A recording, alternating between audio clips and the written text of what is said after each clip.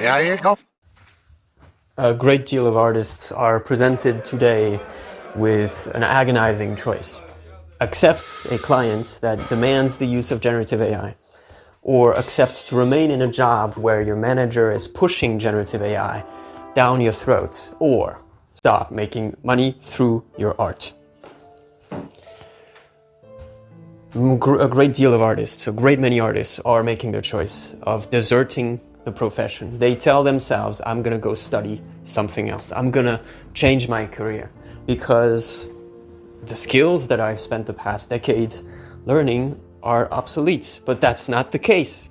I disagree. I don't think that's the case. I don't think that I spent the past 7 years doing grueling work learning how to render things by hand and learning all this theory about the penumbra, the shading, the color. I don't think that I sacrificed all this time for nothing. That's not the case. That being said, the job of the artist is hard. Since 2010, the amount of money going to visual artists as a whole has dropped sharply because of automation.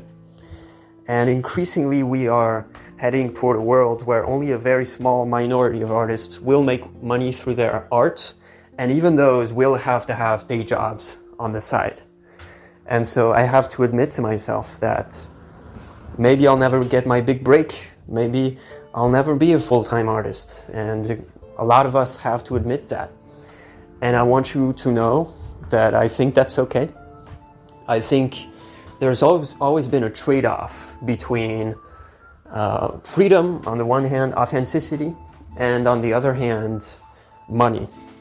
There are different professions and different actually periods of art. You might think of the past 40 years as a period where you had a decrease in autonomy because of the industrialization of art, a decrease in authenticity.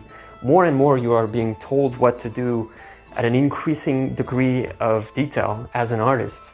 But on the other hand, you're making money from it, you're making more money from it, and therefore you are in this trade-off between authenticity and money. You are more on the money side. And I want to argue to you today that with generative AI, this is completely flipped on its head. So we make no money, I make no money, and so I have to have the day job. But on the other hand, I have infinite freedom. I have infinite freedom. And besides, I am freed from all the shame that the progressive artists wanted to put on me, because they were arguing for the past 100 years, oh, you can't be rendering traditionally, you can't be oil painting like the old masters, this is old stuff, now you have to be progressive. Well, look where this progressive search for novelty has led us. Now we have machines that make the art in our place. So stop being progressive. Start being authentic. And that's what we're going to start to do. And when you think about it, in history, the best painters, or I wouldn't say the best painters, but a great number of painters were noblemen. They didn't have to work, right? Or they had contacts, or they had day jobs, or they were in mental asylums, whatever it might be. A lot of them were not making money through their arts, and yet we still remember them 200 years later, 400 years later.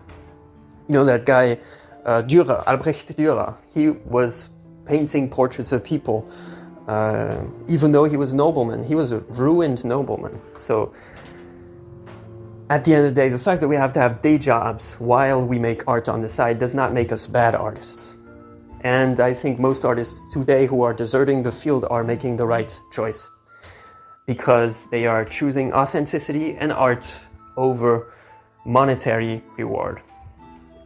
And once again, this is what I said in the past video, but I think a recent survey has said that 85% of artists, visual artists, refuse categorically to use generative AI. And I think that's an amazing statistic. And I want to keep this up myself. And I want to thank you guys for doing the same, because we are going to carry art into the next age. And maybe in 100 years, the balance between freedom and money flips again and artists start making money again. So see you guys.